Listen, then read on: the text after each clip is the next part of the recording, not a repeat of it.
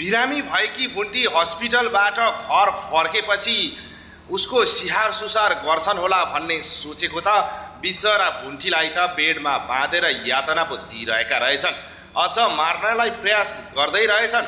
मार्नलाई ढाँटी निचर्दै गर्दा टोकले टुप्लुकै पुगेपछि मात्र भुन्टी बच्न सफल भएकी हुन्।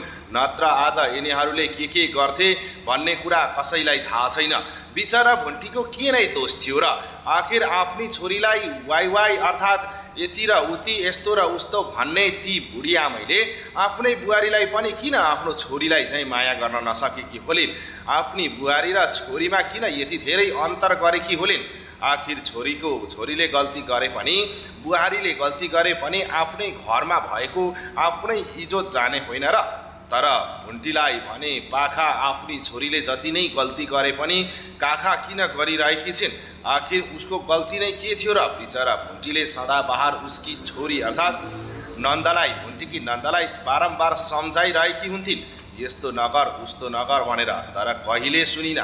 जब पर्यो राति अनि बुढी ताती भने जस्तै जब सबै कुरा बिग्रिसकेपछि सारा कुराको आरोप भने बिचरा भुन्टीलाई लगाए।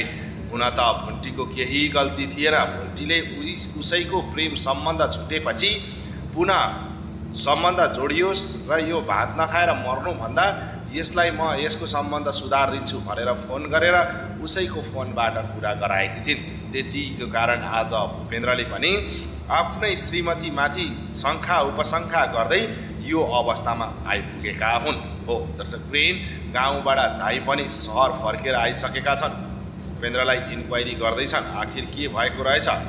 यदि भुन्टी गलत हुन् भने छोड्नु हुँदैन है भनेपछि भूपेन्द्रले जवाफ दिन्छन्, प्रमाण केही भेटिएको छैन, कसरी भुन्टीलाई नै दोष दिनु र दाइ भनेपछि वास्तवमा के भइरहेको छ भन्ने कुरा यथार्थ बुझ्न थाल्छन्। यथार्थ बुझ्दा भुन्टी निर्दोष छिन् कि भन्ने उसलाई पनि शङ्का लाग्न थाल्छ।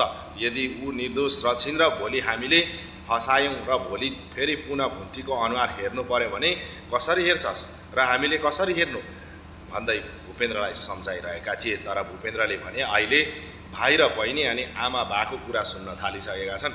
बामा पनि केही शङ्का उपशङ्का भने लागिरहेको छ। कतै भुन्टीले हामीलाई यसो गर्न खोजेको कारण हामीले यिनीहरूले आमा छोरी भएर धेरै पेलेकै कारण त होइन, धेरै हेपेको